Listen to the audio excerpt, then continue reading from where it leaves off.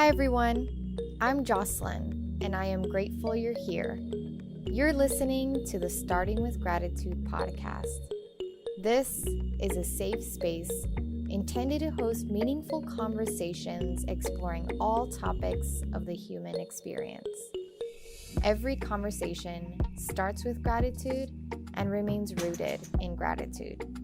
After you listen, make sure to join the community by subscribing and sharing.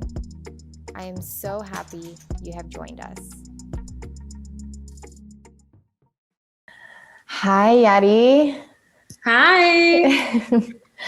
I am really excited to have this conversation with you. It's our first time really getting to have a conversation with each other, and you have genuinely inspired me for years. I just feel like,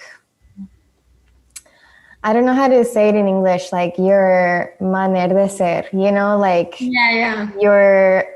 being is I don't know, you just seem like a really cool, about your values woman.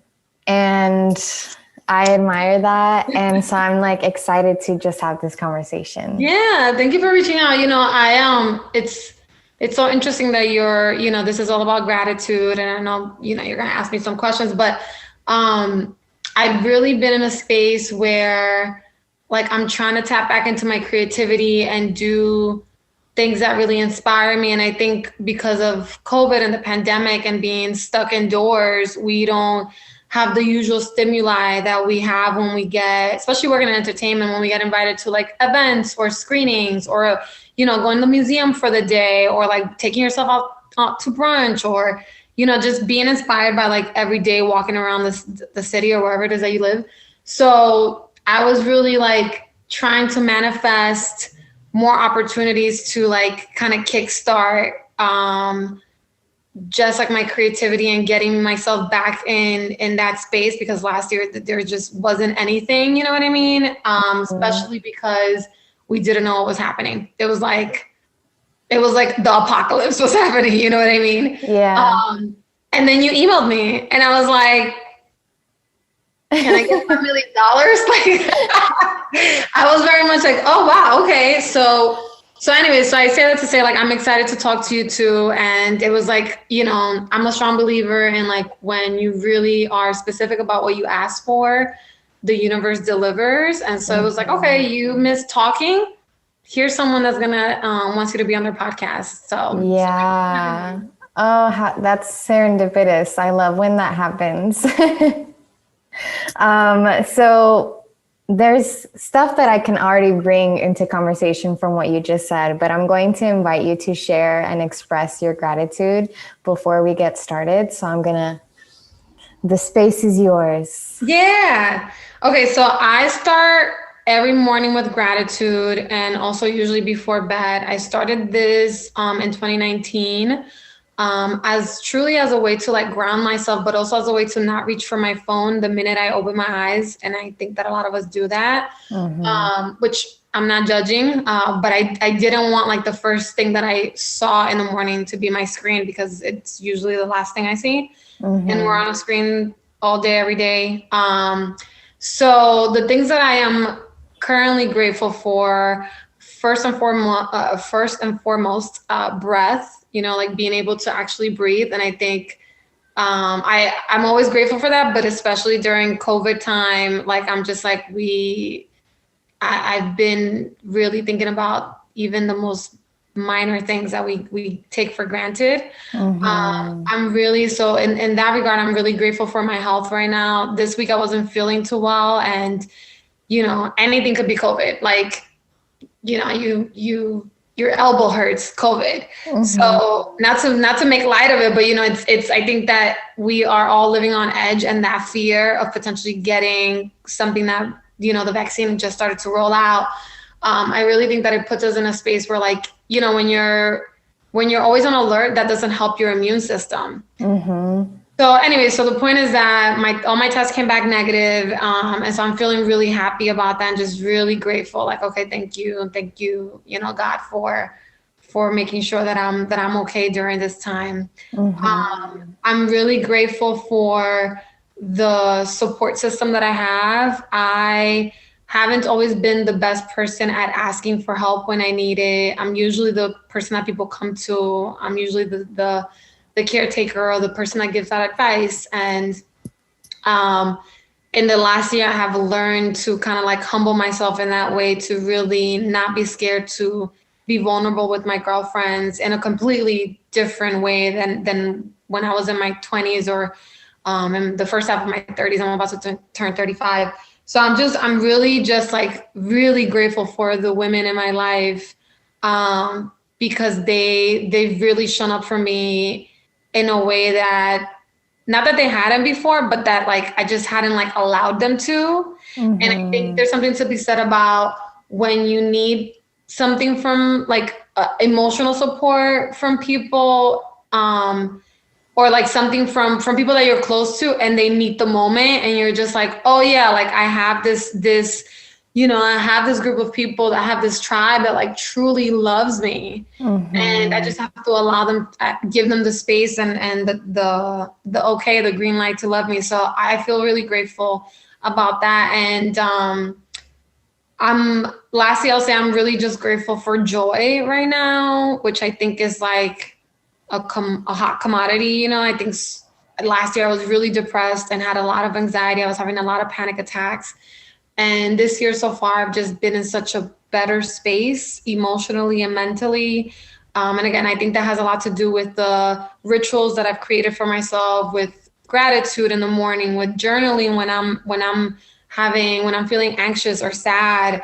With tarot, if I'm curious about something and I'm like reestablishing that relationship with my intuition through those means. Playing music and dancing. I hadn't done that in such a long time. And I think about how much I love to dance and how much like music just makes me so happy. So just literally blasting music and feeling so much joy, to the point that I go days without watching TV, which is like cray, right? But yeah, I go days without watching TV because I'm just like making playlists and like listening to music and asking my friends, like, who are you listening to? And I just haven't done that in such a long time, and it's bringing me so much joy. So yeah, I feel like I'm in a really good space right now, and I'm very grateful for that. Yeah, thank you for sharing all that, and also like expanding on the reasoning behind why you're grateful for those things. I did want to ask you about like what your rituals that are present in your life kind of look like. So what is Yari's like morning routine? Like, what does that look like right now? And your night routine too. I've actually been wanting to, I like have also really incorporated gratitude into my life, but I don't know why up until recently did I start thinking like I should express like and write down my gratitude at night too. Because I feel like it would be interesting to see how my gratitude shifts from the morning to the end of the day.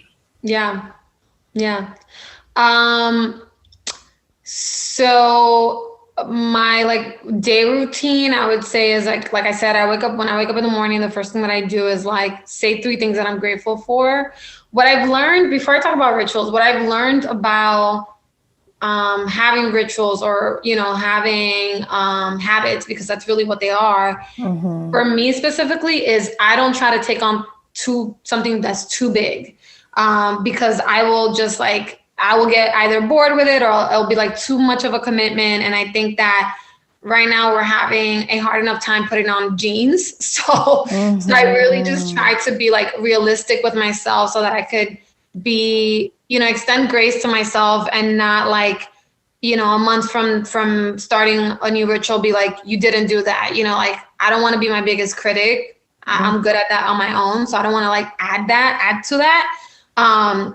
So yeah, so for me, saying 3 things that I'm grateful for every morning, and it could be to some people, it could be something as silly as like, I'm so grateful that I get to have waffles this morning. And like, I'm really looking forward to that. Or it can be something more serious. Like, I'm so grateful that, my grandmother is doing well and is in good health in her 80s.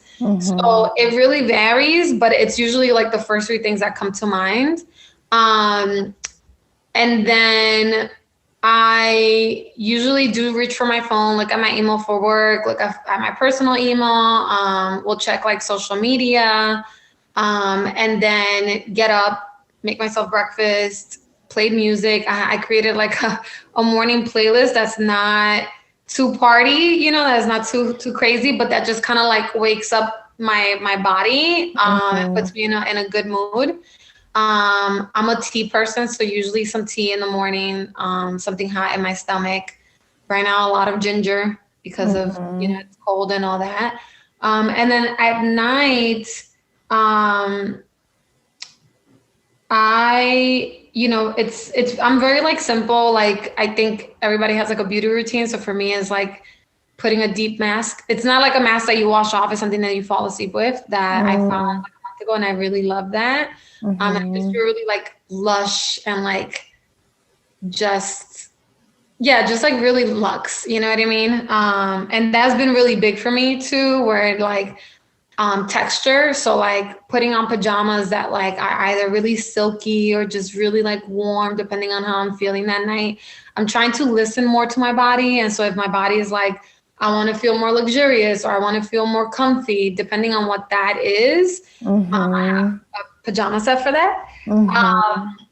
And then before closing my eyes, I pray and I don't know what kind of, everybody prays to different people, or they may not believe in a higher being, but I feel like my relationship with God is like, I talk to God as if God was my best friend. So like, sometimes I'm like, I saw what you did today. That was real funny.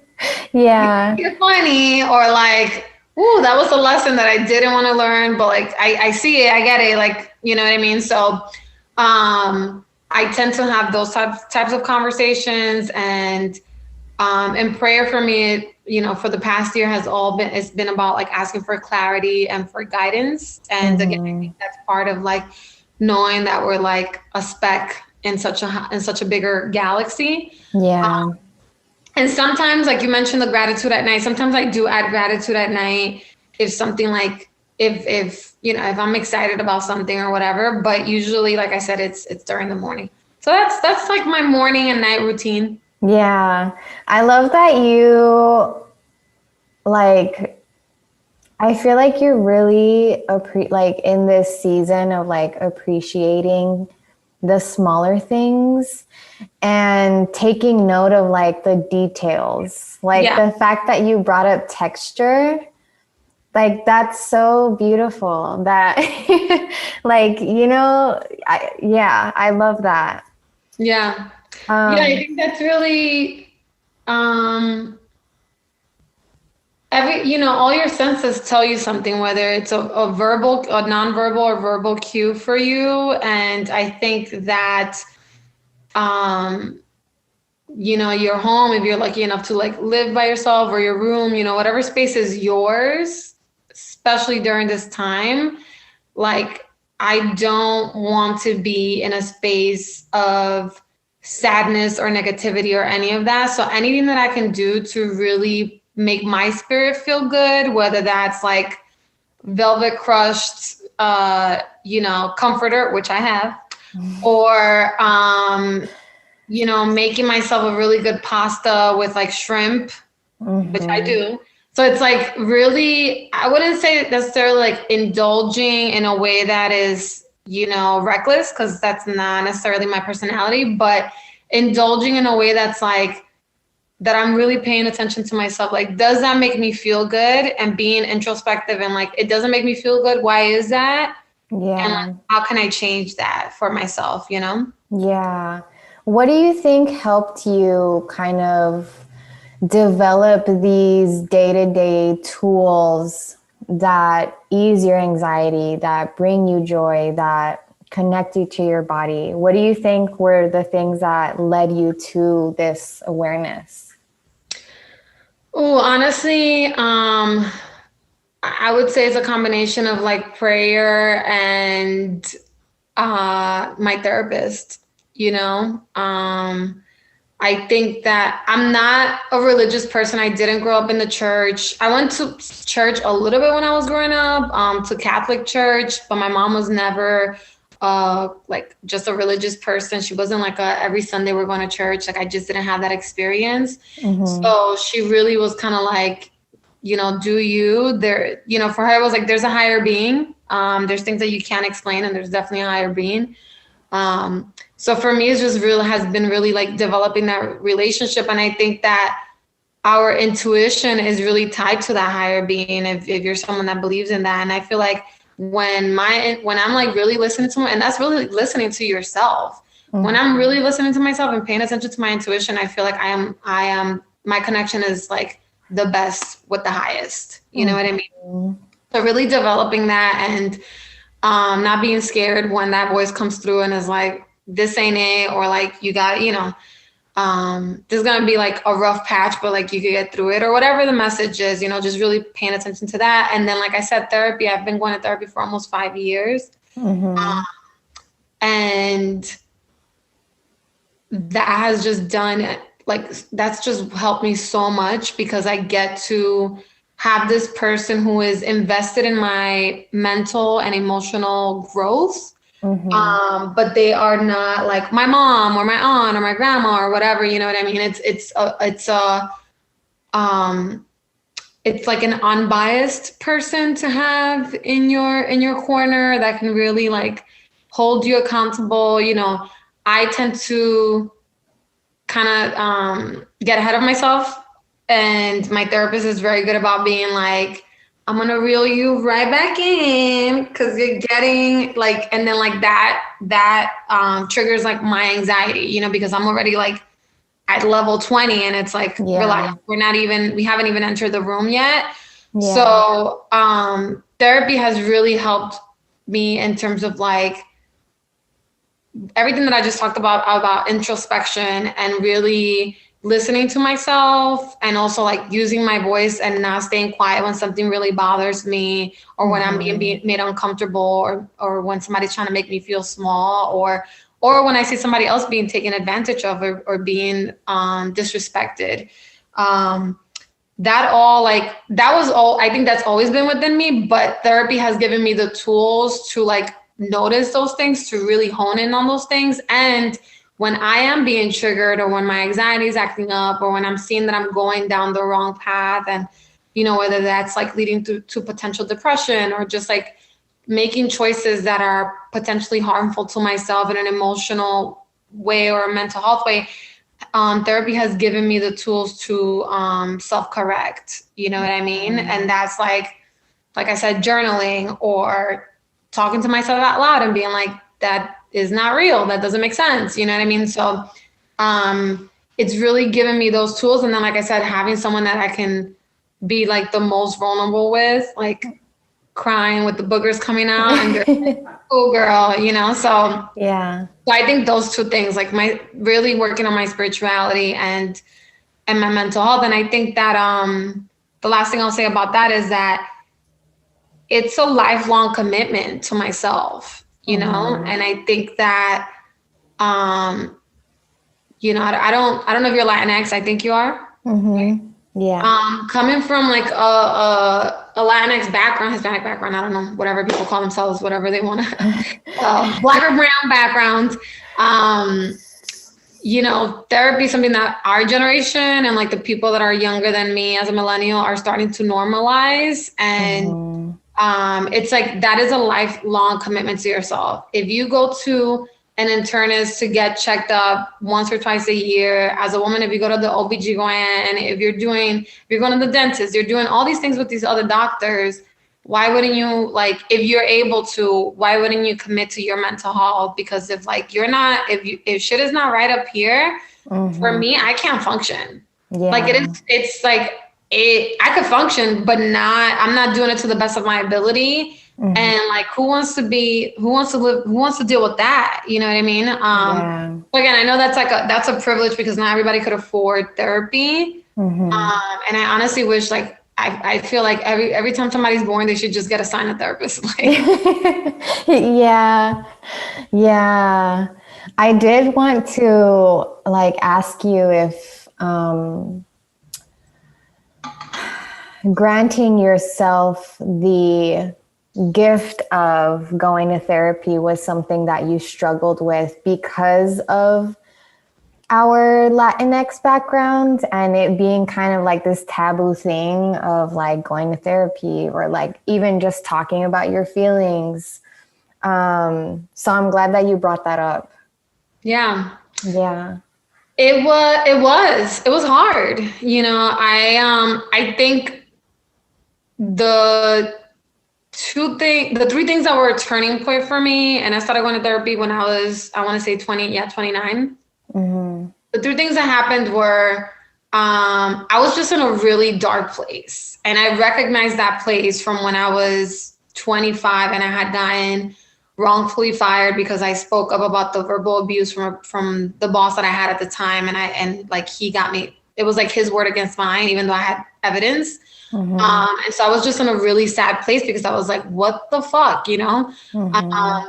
And so when I was 29, I was going through a similar situation, and I was just like, this can't be life. You know what I mean? Like, I cannot, I need the help, you know, I need extra help here. Mm-hmm. So it was like me listening to myself, right? Like me not denying myself that I needed that. Mm-hmm. The second thing that happened was, at the time where I was working at this company that had, thankfully, very good health insurance, and they covered therapy 100%.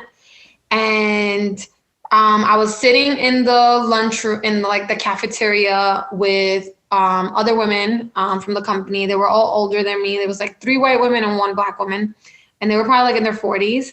And they were just talking about their therapist, like we were talking about grilled cheese. And I remember that day like it was yesterday, because I was like, no one's like embarrassed about talking about this. Mm-hmm. And they were not. They were like, oh, who do you go to? Oh yeah, I've been going to mine for 10 years. Oh, can I get her contact info? Because I've been like they were talking about socks. And I was like, oh, okay. Yeah. Okay. So it's like they normalized it for me very quickly in public, in a cafeteria, amongst all their other colleagues. Anybody else could overheard. And it was like, who cares? Like, how, you know? And the third thing that happened was, one of my best friends was going to school to get her I think it's MSW. So she was getting her license for like social work and therapy or whatever. And I had one person to talk to. She's Dominican as well. Shout out to Juvie, who has her own practice. And I remember I was having panic attacks in the middle of the night. I was waking myself up. Mm-hmm. I would be sleeping at like, let's say like 3 a.m, and I would start screaming in my sleep. And at the time I was living at one of my best friend's parents' house. Like, I was renting the downstairs, and she lived upstairs, and she ran downstairs because they thought someone had like gone into the house, you know? Mm-hmm. And she woke me up, and I was like crying. And that happened twice. And so after that happened twice, I told my friend that was getting her license, and she kind of like walked me through it. And she was like, okay, this is how you could find a therapist. Like, there's nothing to be ashamed of, blah, blah, blah. And she gave me some tools to kind of like, hopefully, like, she was like, maybe this will help with the sleeping situation. So anyway, so I started looking for a therapist. And I remember I went to my first therapist, and I was like, okay, I'm going to tell my mom. And my mom, I remember her reaction was like, oh, pero, you know, ¿qué te está pasando? You know, she was just very concerned. Mm-hmm. And after my first session, she was like, okay, you're good, right? Like, you went, and I was like, it's not the dentist. Like, I didn't just get like whitened. I was like a first meeting. And even though I didn't know, like, I didn't have all the knowledge then, and not that I still do, I remember telling my mom, like, I was like, no, mommy, this is a lifetime commitment. Mm-hmm. I was like, this is forever. And she was like, oh. And she didn't really know what to do with that information, but my mom has always like, I've built very specific boundaries with my mother, especially through therapy. So she didn't like question me, but she was just like, "Tú eres loca, ¿qué es lo que está pasando?" You know? And it was like, no, like you don't have the tools. I don't have the tools. Like I need someone that like can help me figure this out. And so that's essentially what happened.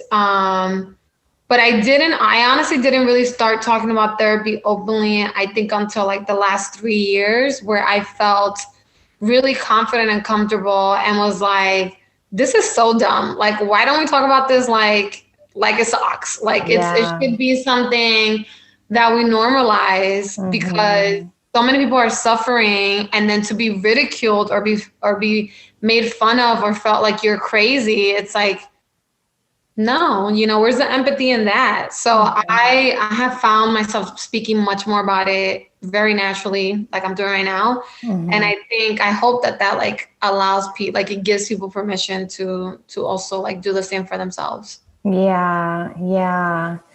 I like you bringing up kind of like your mom's response initially when you had brought it up. It just like makes me think like,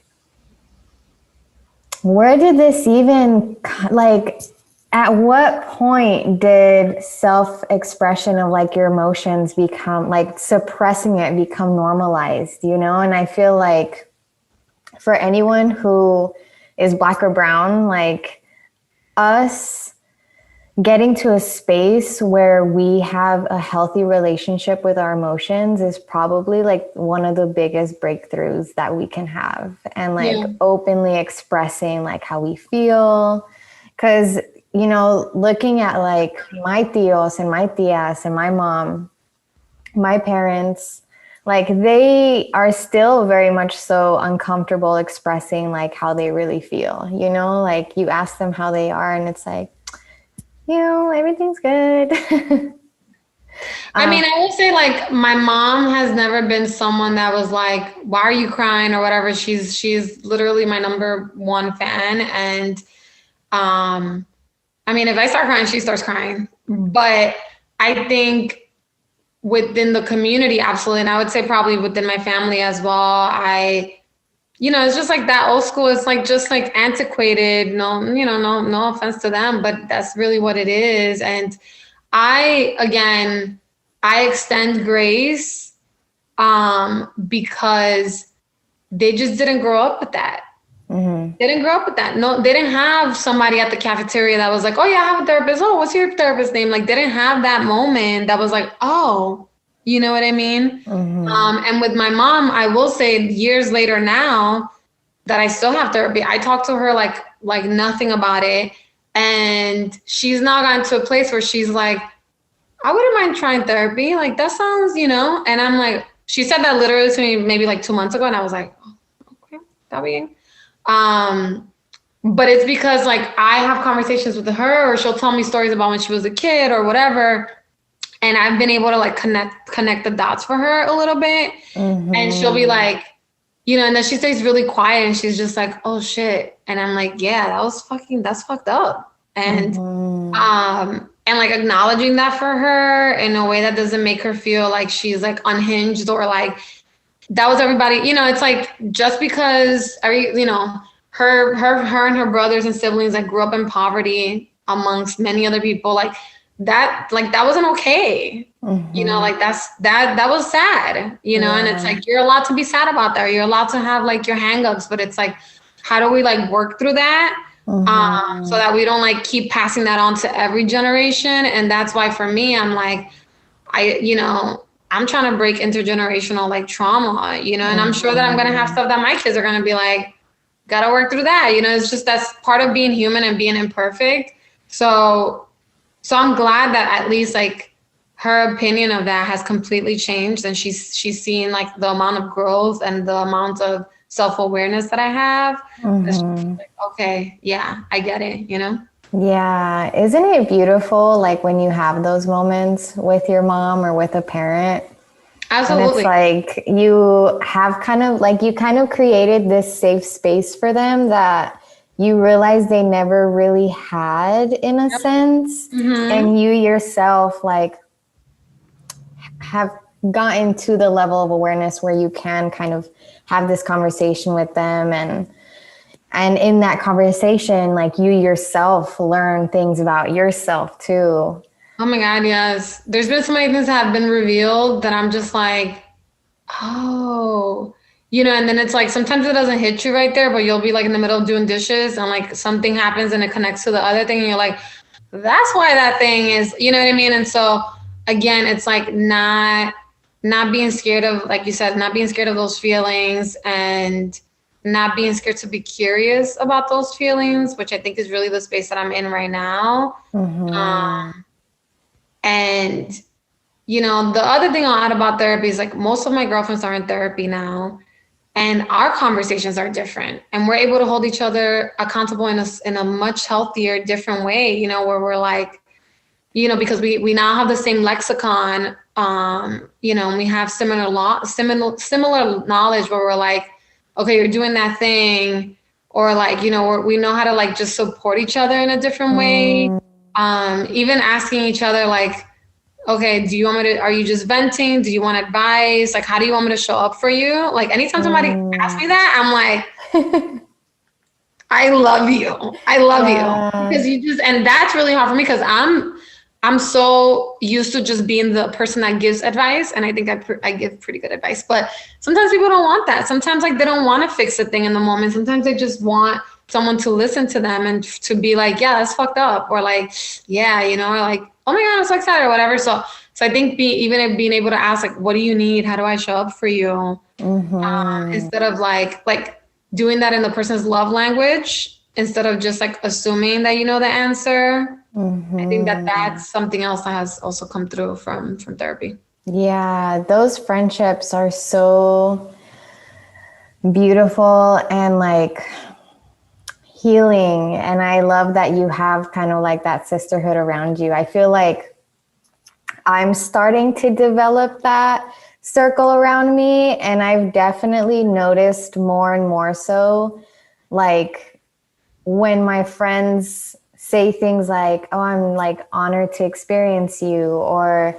do you have the capacity to hear me out on this? Like just like really approaching you with like this heightened awareness. Yeah. And like having these kinds of conversations, it's like, wow, I'm so lucky to have these kinds of people in my life. Yeah. Yeah. I love that. Yeah. I hope like I said, I'm in my mid-30s, and so like, sometimes I'm like, wow, I can't even imagine if I would have had all this. And I'm at 25, but different times for different things. And so I just think that the people that are coming up behind me, it's a completely different, we're normalizing things in a different way, whether it's mental health or, gender fluidity or any, it's just like, wow, like I'm excited to see what the next, 10, 20 years brings, Yeah. You mentioned that like you are currently like in this season of becoming more comfortable with like asking for help. And I can totally relate to that. I feel like with how 2020 turned out to be, I feel like I ended up being in this space where I had to ask for help. Yeah. And realizing that it's something that I really had never done, and like have been in this pattern of like taking care of things myself because I can, but realizing like just because you can take care of it yourself doesn't mean that you need to, or doesn't mean that like it's healthy to do so. Yeah. How has that like asking for help shown up for you, or like what led you to healing that aspect of yourself? I think that's going to be like, I don't want to say a lifelong struggle for me, but it is definitely, I think, one of the life lessons I'm meant to learn in this in this version of life for me. One of my really good friends always says, "You're really bad at delegating." And I'm like, I know, I really am. And it's not because I don't want to. I think it's, let me pause there. I've gotten better at it because of the Girl Mob, which is the brand that I started like 5 years ago. And in the first iteration of the brand with the first team that I had, one of the women that was part of the team is one of my really good girlfriends that I've known since I was 22. And the team, like, there was really good creativity and good energy. But when we would get together, I'd be like business. And I didn't give space for like joy and creativity and all these other things. But it was also like, first time building something, I had no idea what I was doing. And one of the friend that I mentioned, she was like, if you don't allow us to help you build this, then it doesn't feel like we're actually part of the thing. And it just feels like this is your thing. And that really stuck with me because I was like, damn, like that was never my intention. And as we know, there's been intention and impact. And I was just like, I just never wanted to put like any burden on them. And she was like, yeah, but like we chose to like be a part of this. So like if we want to help pay for something, or if we want to like be here at 5 a.m. or whatever, like just let us. And I thought that I was like protecting them, but in turn, what it came off as is I was like being like, this is my thing. And so that was a really big lesson for me. So in the second iteration of the team, I was very upfront about that experience. And I really was just like, I want to be hands off. Like, I really want y'all to feel like you own the brand, whatever you're doing for the brand, at whatever capacity you can do for the brand. I'm like, we're not beholden to like advertisers or anything. This was started to bring women together and for people to have a creative outlet that they didn't feel like they could have at their job. And, we weren't doing like crazy projects, but I'm like, if it's something we really want to do, like I'll put up the money, And so like, I just kept reiterating that and being like, I want you to have full ownership of whatever you're doing for the brand.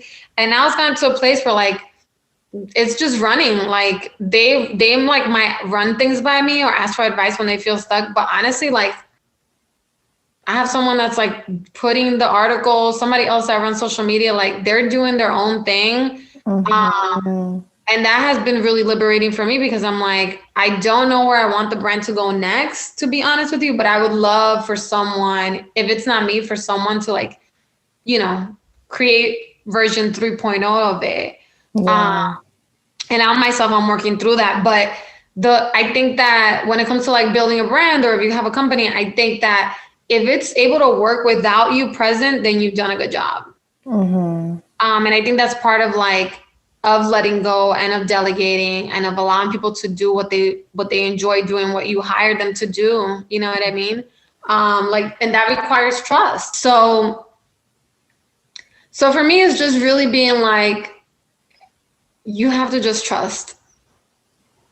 You have to trust. And one of the things that I learned last year, like one of the messages that came really loud for me was like, I don't truly have control over things.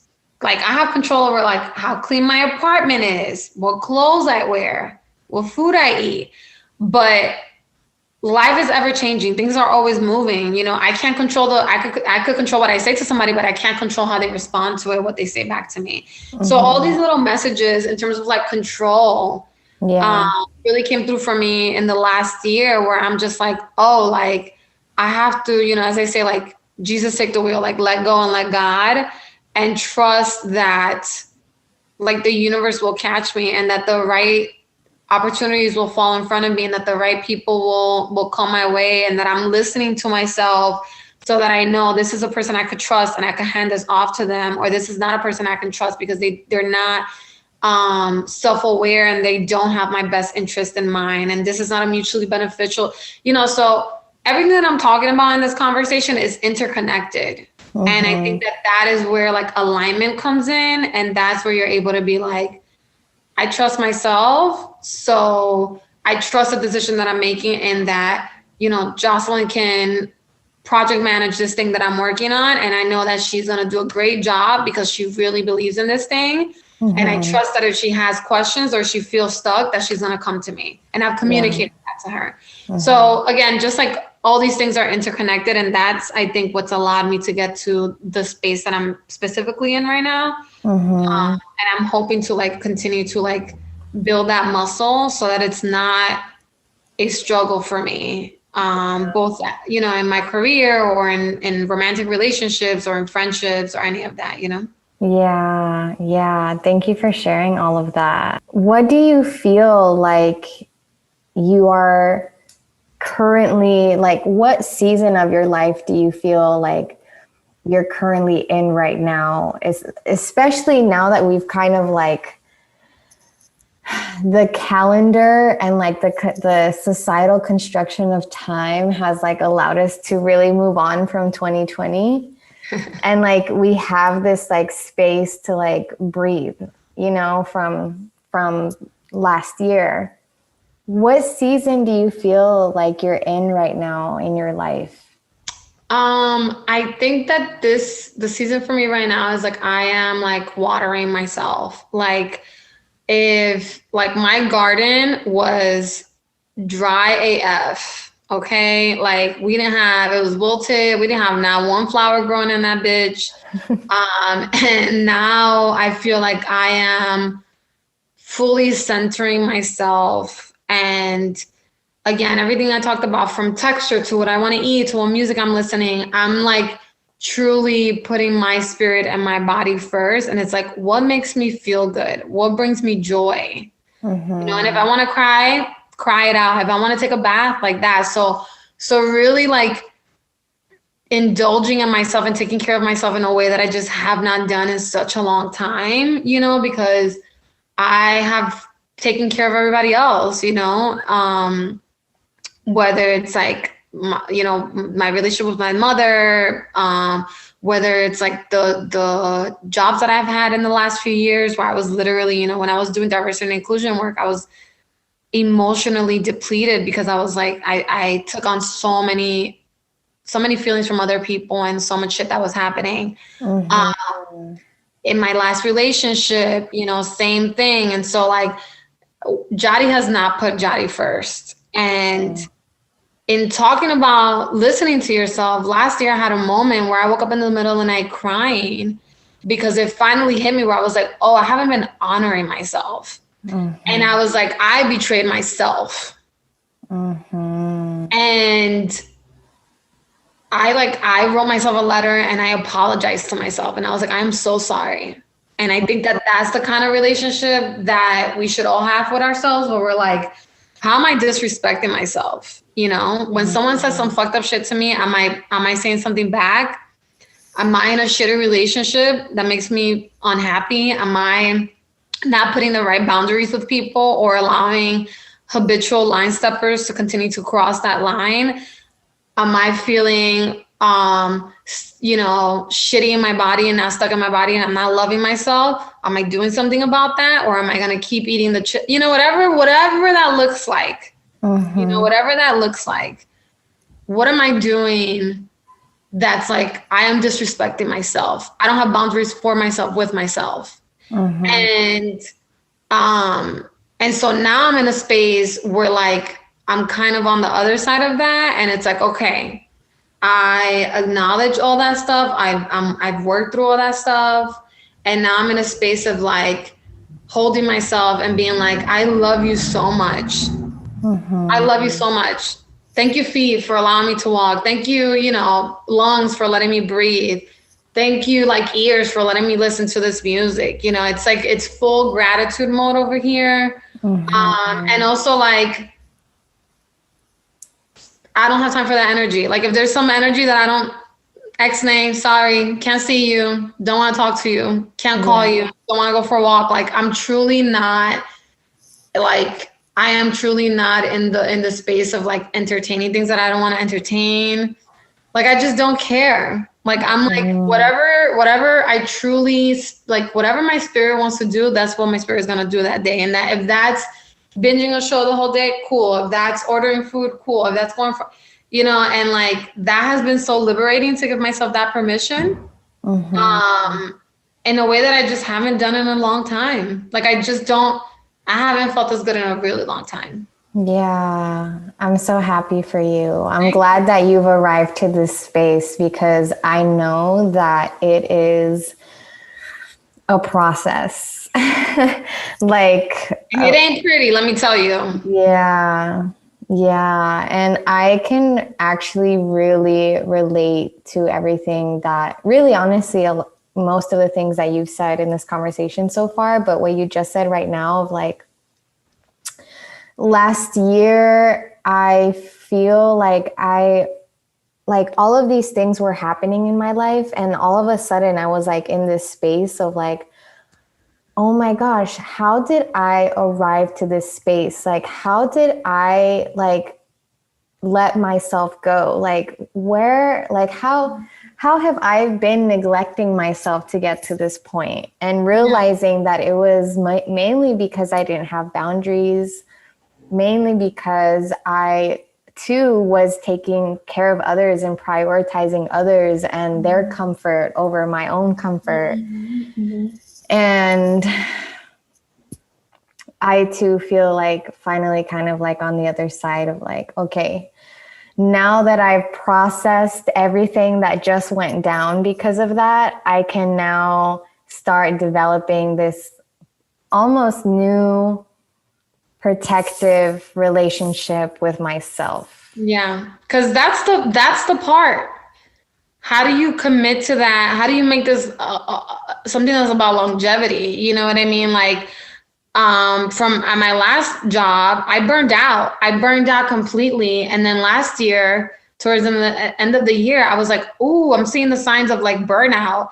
And my therapist was like, you want to repeat the lesson 3 more times? Like, what's up? And I was like, oh, so it's like catching your patterns and recognizing those things so that like you don't continue to do the same thing over and over. And you're like sitting there like, man, why is this like keep happening to me? And it's like, okay, like I do have control over that. Like what choices am I making for myself that are in that way, right? That it's like burnout, it's causing me harm. It's like, okay, so like one of the things I want to do this year is take vacation once a quarter, make sure, put it on my calendar, a week off once a quarter. And like, if I need to move it because a big project comes up, cool, but like commit to taking time off so that I'm not like come, Thanksgiving, I'm like, oh my God, I'm like crawling to the end. And it's like, that doesn't serve anyone. That doesn't serve me. It doesn't serve my work. It doesn't serve the people I love. It doesn't serve anybody for me to be at like 0.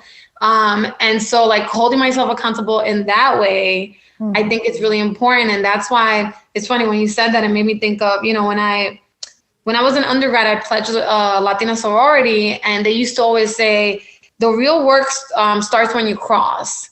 And I used to be like, and it was so true, that moment, that season of like pledging, which was 8 weeks, was really fucking hard, right? It tested me in different ways.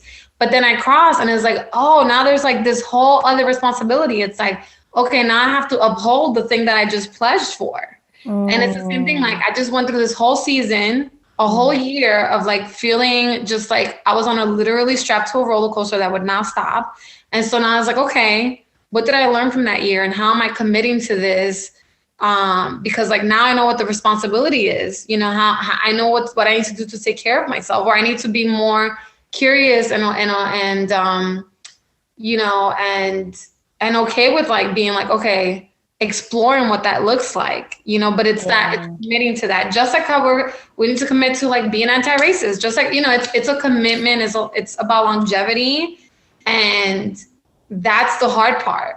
Yeah. Real easy to just be like, okay, we had 3 good months and I'm just gonna do the same shit right over again. I can totally relate to everything that you just said, and I'm glad that you brought it up. To kind of bring everything full circle, what would you say, and like maybe you can even answer this in like what your non-negotiables are now moving forward. But what would you say like your 2021 intentions are? Oh, that's good. 2021 intentions are,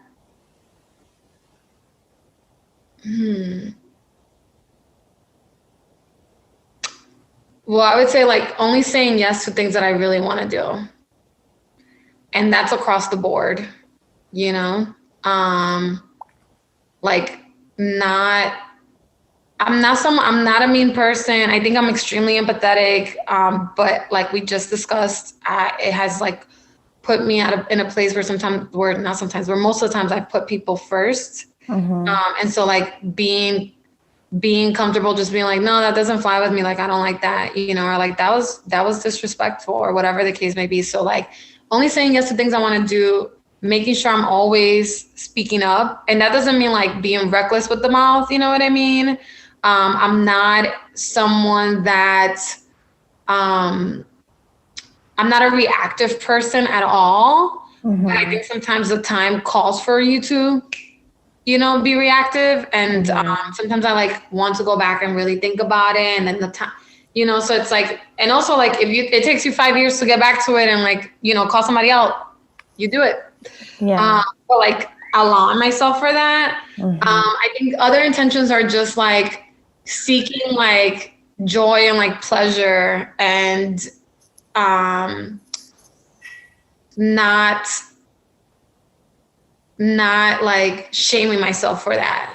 You know what I mean? And that's like in so many different ways. I have a colleague of mine who, her and I at the beginning of the year were talking about, you know, how like this is the most money we've ever made. And like how we're like, you know, when you don't grow up with money, your relationship to, the reason we were talking about that was because we were watching this like guy do astrology and tarot for 2020. And he was like, pick a card. And then that card, he did like a reading. And I was like, I picked 4. And she's like, oh my God, me too. And one of the things that the guy was talking about was people who picked 4, like this year is about like having a better relationship with money.